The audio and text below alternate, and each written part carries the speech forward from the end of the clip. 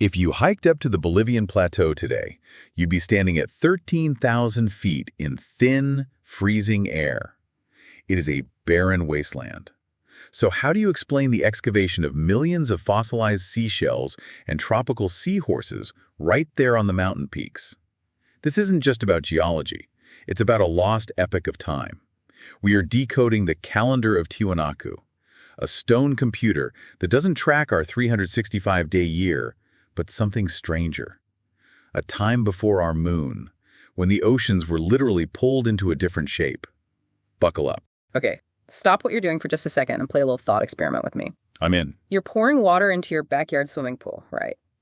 You expect that surface to be perfectly horizontally level. It's gravity 101. I mean, it's the simplest law of nature we all learned. It is the literal definition of level. Water seeks its own level, especially on a big spinning ball like our planet, where gravity is supposed to pull everything equally towards the center. Exactly.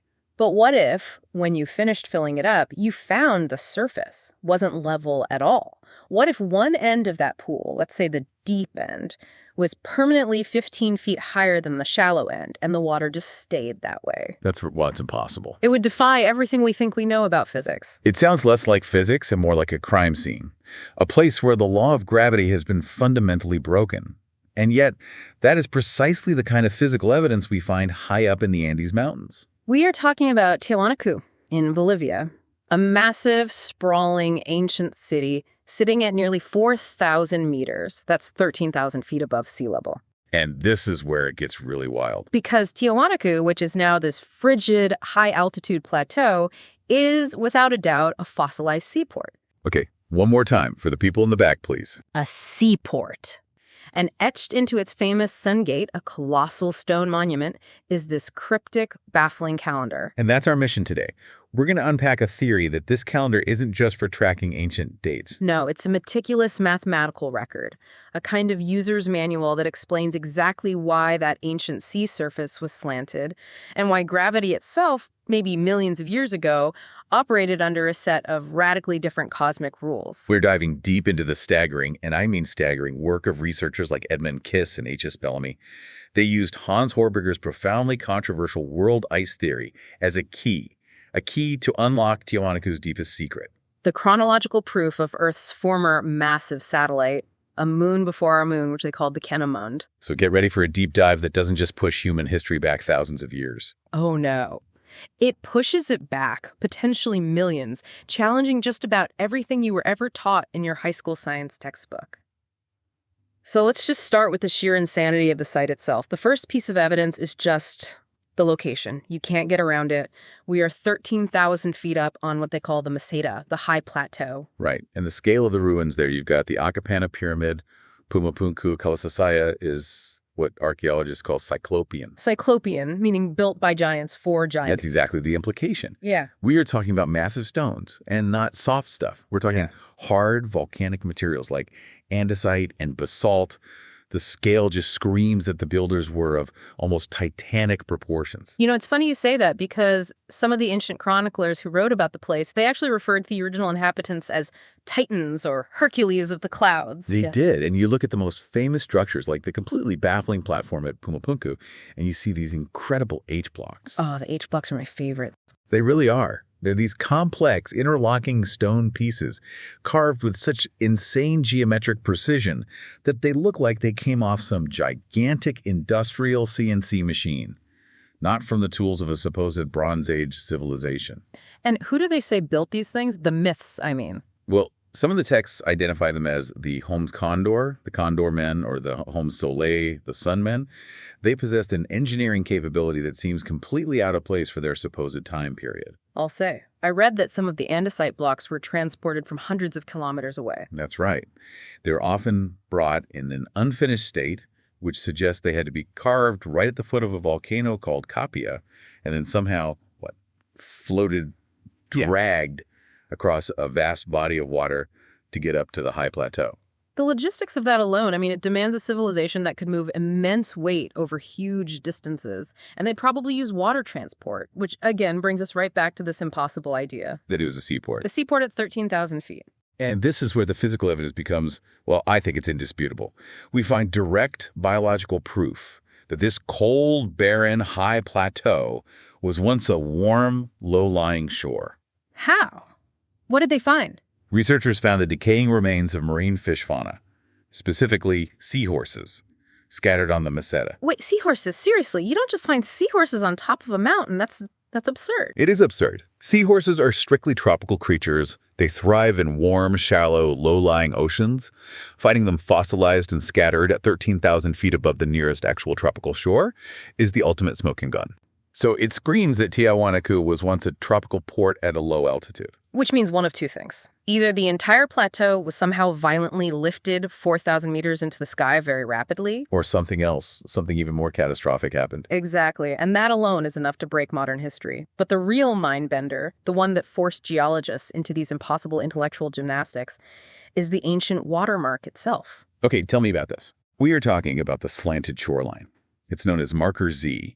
It's a visible, uninterrupted ancient watermark that stretches across the mountainsides surrounding the entire Altiplano basin.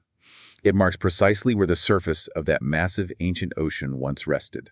So, okay, we've got a clear fossilized line where the water level used to be, and logically, that line should be horizontal, following the curve of the Earth. It should be, but it is not horizontal. It slopes. It slopes at a dramatic, noticeable angle. What? That's the geological puzzle.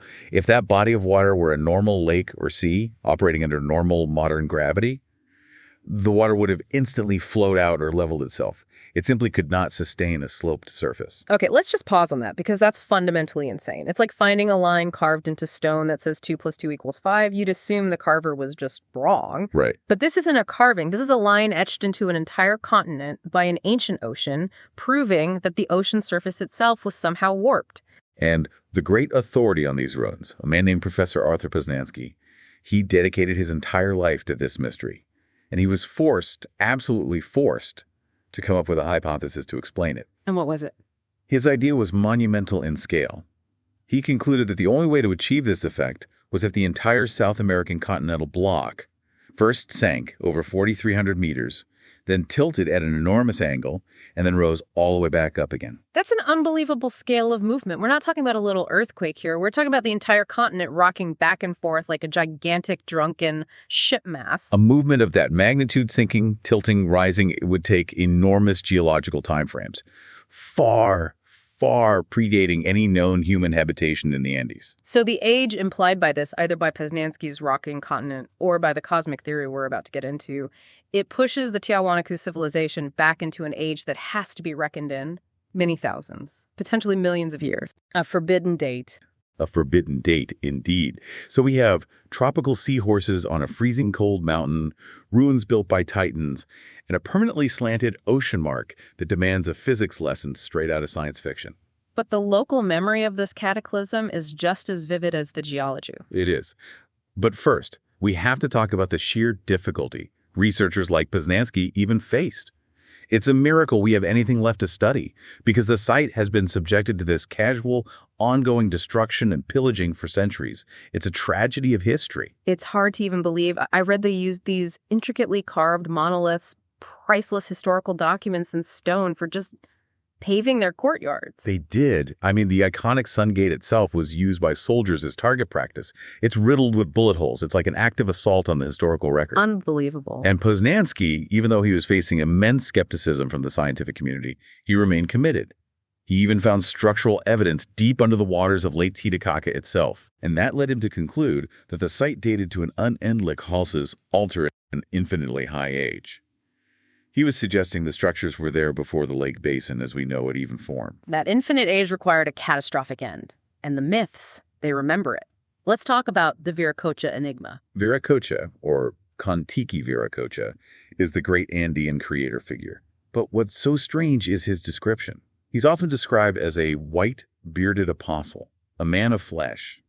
But his origin story is the real key. He emerges from a rocky island in Lake Titicaca. A high-altitude lake. Right. A bearded man of the sea emerging from a mountain lake at 13,000 feet. The setting is already completely absurd, unless you assume the geography was fundamentally different when that story was first told. And what's the core of that story? The core of his history is the cataclysm he survived. The Great Deluge. Kakiyakachik's flood.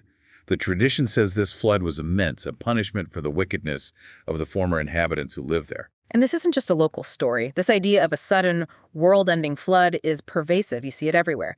The Aztec Nahuatl, where men turn into fish. The Incan son of water. It's like a universal memory of a time when the water rose so violently and so high that it submerged vast parts of the continent. The creation myth of Viracocha is essentially the survivor's tale. The survivors fled to the highest possible mountain refuges. The Bolivian Meseta, the Tibetan Plateaus, the Abyssinian Highlands, and it's in one of those refuges, the Meseta, that Viracocha emerges to rebuild civilization. And again, the physical evidence on the ground confirms the violence of it all. Yes, the archaeologist Simone Weisbard documented proof of sudden colossal destruction. She found this confused mixture of human bones, shattered pottery, and all these strange artifacts buried together under a meter of soil. It showed a clear impact from a colossal force of destruction, not a gradual collapse. Everything was shattered all at once. So we have a catastrophic death of a great civilization, a sloped shoreline that defies gravity, and this continental scale tilting event proposed by the greatest scholar of the region, Posnansky. But if we don't really love the idea of the entire continent shaking back and forth like a wet dog for millennia, we need a more elegant solution. And that's our first breather. We've established the sheer reality of the impossibility here. Tiahuanaco was a warm seaport that was violently wiped out, leaving a waterline that defies our current laws of physics. Posnansky's solution was continental rocking events, but maybe flawed. But what if the problem wasn't the Earth tilting at all? What if it was the very shape of gravity being pulled out of whack by a competing celestial body? And now we are shifting. We're moving from geology and myth into pure, high-stakes celestial mechanics. The true explanation for that slanted shoreline, this theory argues, is revealed only through the secret code of Tiwanaku's Sungate. A mathematical time capsule containing the gravitational rules of the Canomond epoch. So if you are already reeling from the idea of 13,000-foot tropical seaports, get ready, because we're about to decode day lengths of 30 hours, years, with 447 moons, and the incredible mathematical sophistication of this lost civilization. And while you're still mulling over whether your backyard pool could ever defy gravity, please take just a moment to engage with our deep dives. Your support is what lets us keep decoding these truly radical theories. It really is. Please like and subscribe, join our community, and if you truly want to support what we do here, join our memberships. Okay, now, let's talk about the gravity war. Welcome back to the ultimate cosmic geometry lesson. To solve the riddle of the slanted shoreline, we have to turn to the controversial framework developed by Hans Hörbiger, the world ice theory, or Welteislehre, or, to skip the German, well. Okay, so let's unpack the core idea of well as simply as we can, because it really does fly in the face of Newton. The central idea is that satellites' moons, they don't spiral away from their planets like we currently assume our moon Luna is doing. Right. The theory posits they actually spiral inward over vast timescales due to what's called interplanetary resistance. Because Welt relies on the idea that space is not a vacuum, but is permeated by a material medium, which causes orbital resistance. Got it. And in this cyclical view of cosmic history, our current moon, Luna, was preceded by a much older, much more massive satellite, the tertiary satellite, which we're just going to call the Canomond. Okay, the Canomond. So when this thing was captured by Earth's gravity, its immense mass and its proximity started rewriting the gravitational rules on the planet's surface. Exactly. And this brings us to the centerpiece of the whole mystery, the gravity bubble. When the Canomond was close and heavy, its immense pull caused the ancient oceans to flow away from the poles and bulge violently towards the equator, creating what Hörbiger called the girdle tide, the ring flute. This was not a subtle daily tide like we have now. This was a total redistribution of the planet's water mass, pulled into a gigantic equatorial water mountain. The water literally stacked up in the tropical belt where the Canomond orbited, creating this enormous gravitational distortion across the whole globe. A bedding Idelimat Verlagerung, a flood-conditioned displacement. Okay, hold on. This is the crucial clarification we need to nail down. If I was standing in Tiahuanaco during this Canomond epoch, would the ocean surface actually look slanted to me? No. And that is the beautiful, terrifying paradox of it all. Yeah. To an ancient Tiwanacan observer, the water surface would have felt and would have been perfectly horizontal locally. What? How? It was conforming to the distorted gravity field of that time. The Canomond was so close and so heavy that it effectively created its own gravitational environment. and it shaped the ocean into this massive, colossal hill. So if I poured a cup of water out, it would still look level inside the cup. Yes. But on a global scale, the water was riding this invisible cosmic hill, pulled way out of the true horizontal plane relative to Earth's actual center of mass. You've got it. And the slanted shoreline, that marker Z, that's just the fossilized edge of that colossal water bulge. Okay, so now we get to the cataclysm. What happened? The Kinemon finally spiraled into what's called the critical disruption zone, the Roche limit. It broke apart, and its material crashed onto Earth. And critically, in that moment, its immense gravitational pull vanished. And when that massive cosmic magnet just disappears, what happens to the water bulge it was holding up? It's released. The colossal water mass, which was previously held in that gravity-defined bulge, was instantly released. It drained rapidly back towards the new, stable center of gravity. Causing the global deluge. Exactly. And when that water rushed out of the Meseta Basin, it left behind the fossilized shorelines, Z and Y. Those lines were horizontal in the former warped gravitational field, but they now appear dramatically slanted under our current normal post-Kahneman gravity. I have to say, I love the elegance of that explanation. It is elegant. It solves the geological puzzle without forcing the entire South American continent to physically sink and rise 4,300 meters multiple times. The land stayed put. It was the rules of gravity that changed around it. The slanted shoreline is therefore geological confirmation of the world ice theory's premise. It's an independent verification. But the geometry of the Earth satellite system is only half of the proof. The other half lies in the rigorous numbers encoded in the Sun Gate. The Sun Gate, the Puerta del Sol, the thing itself is a masterpiece. It's a single 10-ton block of glass-hard andesite, a marvel of sculpture, just covered in thousands of these intricate little symbols. And Posnansky, he correctly identified it as a calendar, a Yaris calendar, or year calendar. Yep. But he was absolutely stumped by the math. He just couldn't make it work. Why not? He was trying to force a modern 365.25-day solar year onto the data. He famously wrote that the inconsistencies in the calendar were so deep that he doubted if it was even a calendar at all. He was missing the key. The key being the premise that the Earth had a different moon and therefore a different rotation speed. Precisely. But once Kiss and Bellamy approached it through the lens of the Kinemon's parameters, they realized it wasn't just a calendar. It was a comprehensive repository of astronomical constants, a counting calendar, a Zell calendar that documented a world with radically different celestial mechanics. They identified the frieze as dividing the year into 12 sections, these 12ths, which confirmed it was a solar year. But it was one calculated in an environment where time itself was experienced completely differently. Right. And let's talk about the language of the gate, because these symbols are not just pretty artistic flourishes. They are mathematical instructions. Okay. The intricate carvings, you've got 48 winged figures, the big central figure, the condor, the plumed puma, the toxodon, the fish. They all represent celestial bodies or cosmological processes. The condor is linked to the sun, the ruler of the world, up at a high altitude. And the puma and the fish? They're linked to the satellite, the moon, because they're often associated with water, the girdle tide, and with eclipses. So Bellamy meticulously categorized all of these symbols, signs, symbols, elements, steps, features, to prove that the real significance was entirely in their total counts, not just what they look like. Yes. It's like a gigantic cryptographic spreadsheet that's been etched into a block of stone. Even the geometric border, the meander, it's not just a decoration. Not at all. It's abstract knowledge represented visually. It simultaneously describes the horizon, the meridian, and the ecliptic. It reflects these strict technical and spiritual principles that link all of Tiwanacan art to high-level abstract geometry. They were communicating pure mathematics. Okay, here we go. This is the forensic part. The numbers that Hörbiger predicted for the Kahneman epoch must match the numbers that you get from counting the gate symbols. If they match, the theory is forensically confirmed. That's the test. So what's the first constant? The first one is the anomalous length of the day. Because the massive close Kinemon exerted this intense tidal friction on the planet, it acted as a massive brake on the Earth's rotation. It slowed us down. It slowed us way down.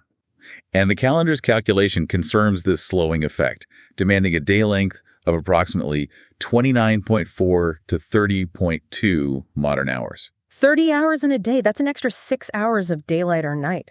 Just imagine the implications of that for biological life, for agriculture, for human schedules. It changes everything. It's a fundamental change to our experience of time. Now think about this. If the solar year, the time it takes for Earth to complete one orbit around the sun, remained the same total duration, which is about 8,760 modern hours, Right. then the number of days in that year would have to be fewer. Okay, that makes sense. So if a year is 8,760 hours and you divide that by a 30.2-hour day, what do you get? You get what the calendar confirms, that the solar year consisted of only 290 or 298 Earth satellite days. The longer day length compensates perfectly for the shortened number of days to yield that same annual duration. The math is precise. It confirms that Tiahuanacan astronomers knew the total duration of the year, even if their rotational experience was wildly different from ours. But the truly staggering number, the one that really confirms the existence of the Canaman, is the frequency of the moon itself. How many times did that heavy, close satellite orbit the Earth in that short 290-day year? This is the definitive Hörbiger figure. The calendar year contained approximately 447 or 447.7664 Canaman orbits, or lunations. 447. 447. For comparison, our current moon, Luna, orbits about 12 times a year. The Canaman was orbiting 447 times because it's so much closer. Hörbiger calculated it was shrunk down to about 6 Earth radii from the surface, making its orbit incredibly fast. So Tiwanacan astronomers encoded a 447 lunation year, a 290-day year, and a 30.2-hour day into a single stone block without alphabetic writing. How on earth did Kiss and Bellamy forensically find the number 447 hidden in a pile of symbols? It was just meticulous, painstaking counting. First, the 290 days of the Tiahuanaco year are encoded right on the calendar's main solar year section using little disks.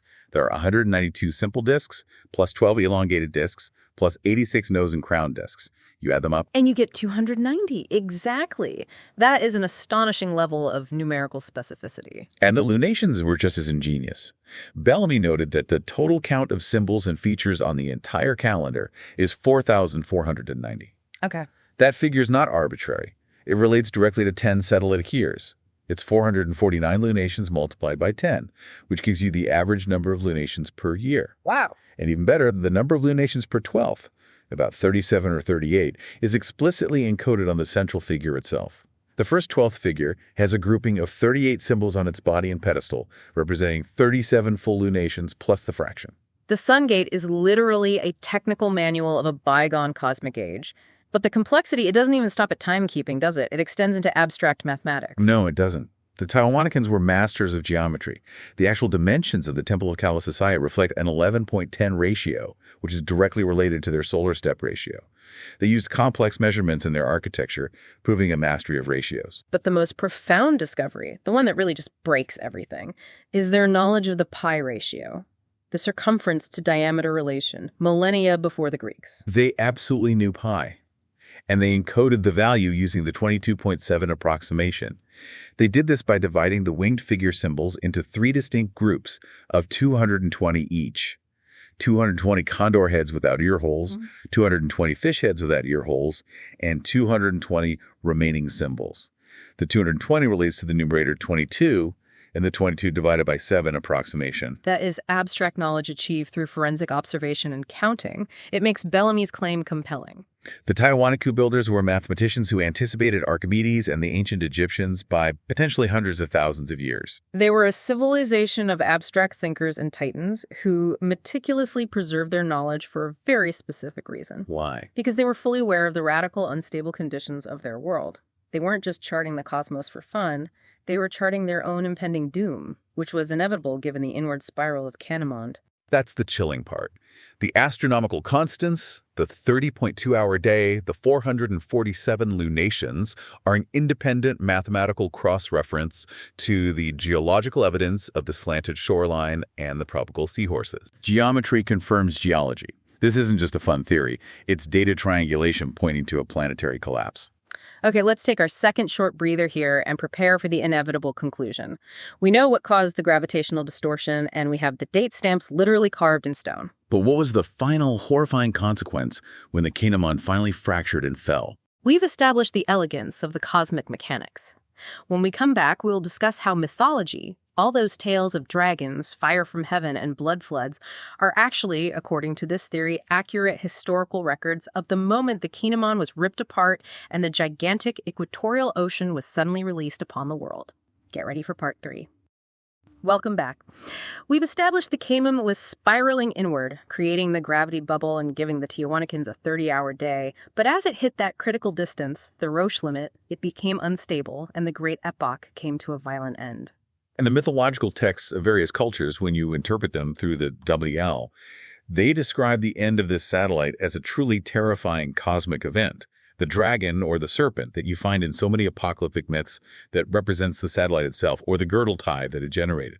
The destruction began with the ice shield, the satellite's glaciosphere being ripped apart by Earth's tidal forces. I mean, the violence of that must have been beyond comprehension. It was pure cosmic chaos. The Book of Ezekiel reportedly describes the ice cracking into these gigantic slabs in a peculiar star-shaped pattern, which is often referred to as a man's hand. And once the structural integrity was lost, the remaining debris ring descended, causing intense, planet-wide cosmic bombardment. This is where we get the universal myths of great hail, or stars shall fly in pieces by flames of fire, and just that general sense of the sky literally falling. Right. And the impact wasn't just physical. It caused intense seismic and volcanic upheaval on Earth. The massive impacts struck magma reservoirs in the Earth's crust, causing these geyser-like eruptions. This links to the Andean belief in the Son of Fire. The records speak of fire came down from heaven and devoured them. And a scorching heat that led to a lake of fire and brimstone. The ground itself was shaking violently. The foundations of the Earth do shake, and the Earth is utterly broken down. So this wasn't just one single catastrophic moment. It was fire, earthquakes, and cosmic impacts all happening at once. But for Tiahuanacu, the city of the sea, the most devastating consequence was the release of that massive water bulge. The Great Flood. Right. With the disintegration of the Canamond, its immense gravitational anchor was exhausted. The colossal equatorial girdle tide was suddenly violently released. This immense mass of water, held unnaturally high, spread rapidly back across the entire planet. And it wasn't clean water, was it? No, not at all. It was a massive mud-charged disaster. What some sources refer to as the immense muddy blood flood. The blood rain or blood flood. This phenomenon, the sudden collapse of a gravity-defying ocean, is the definitive physical origin of the universal deluge myths. The flood of Pachayacut? The Aztec records, even the biblical accounts. It's the memory of that event. So survivors would have had only one option: immediate flight to high ground. That's why the existence of these massive cyclopean structures in the high Andes is so important. The survivors, those who could move quickly and perhaps already had a refuge planned, they fled to the mountain plateaus. The Bolivian meseta, the Abyssinian highlands, the Tibetan refuges. Oh, they were safe from the crushing muddy waters. Tiwanaku became a life asylum built for these Hercules of the clouds who retreated from the drowning lowlands. You know, it completely recontextualizes their whole culture. They weren't just people living on a high plateau. They were the advanced descendants of a super civilization who survived the apocalypse. Their insane engineering capabilities were a necessity for survival in a precarious, isolated refuge. The Holmes Condor, or Condor Men, the technical giants, they built this site with the extreme difficulty of transporting glass-hard materials, precisely because they needed an unshakable fortress against inevitable cosmic forces. They built Tiwanaku as an insurance policy. A time capsule. And a time capsule. So we started with a contradiction, a slanted ancient ocean mark, and through the Sun Gate, we've found this elegant, comprehensive, and mutually verified explanation. Let's do a final synthesis of all the evidence. The core of this whole finding is the independent verification. The physical evidence of Tiahuanacu, the fossilized tropical marine life, its location as a former seaport, and most powerfully that dramatically slanted Marker Z shoreline, is all entirely consistent with the coded astronomical data found within the Sun Gate. The calendar provided the gravitational and temporal constants of that former epoch, the 30.2-hour day, the 290-day year, and the definitive killer figure of 447 lunations. Right. And those numbers provide the necessary parameters for the gravitational distortion that created this slanted shoreline. Yeah. It's perfect data triangulation. The numbers explain the geology, and the geology confirms the numbers. This coherent, self-validating proof leads to the final and most staggering implication of all. The Tiwanaku civilization existed during the epoch of the Canamond, an age that must be reckoned in. Many thousands, and more realistically, millions of years. This just obliterates every current historical and archaeological timeline for human antiquity in the Americas. So why isn't this theory standard curriculum? Why is this staggering chronological record still largely suppressed or just ignored by traditional science? Well, that's the Achilles heel of the whole thing. The entire interpretation relies on Hans Hörbiger's world ice theory, which challenges fundamental Newtonian mechanics and modern cosmology by proposing inward spiraling satellites in these vast cosmic cycles. For the mainstream scientific community, accepting the Tiahuanaco timeline means accepting the radical premise of, well. And that's a huge professional risk for any scientist. It was also particularly tainted because the Nazi regime took a real liking to that doctrine in opposition to Einstein's theory of relativity. I mean, Posnansky himself, the greatest authority on the ruins, he stuck to his theory of continental tilting, as massive as that was, rather than aligning himself fully with the cosmic theories. He did, simply because the Hörbiger framework was deemed too radical, pseudoscientific. It was a professional death sentence for many to even engage with it.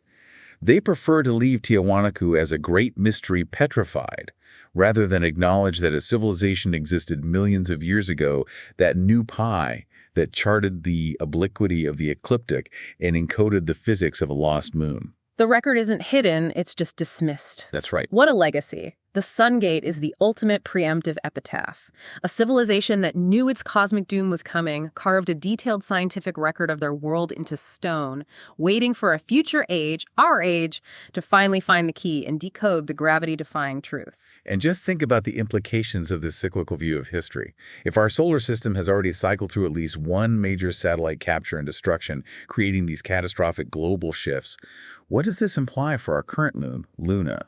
Which is also technically spiraling inward. Right, albeit very, very slowly. The Tiahuanacans documented a cosmic clock where the only certainty is repetition. And that's the thought I want to leave all of you with. What stands out to you?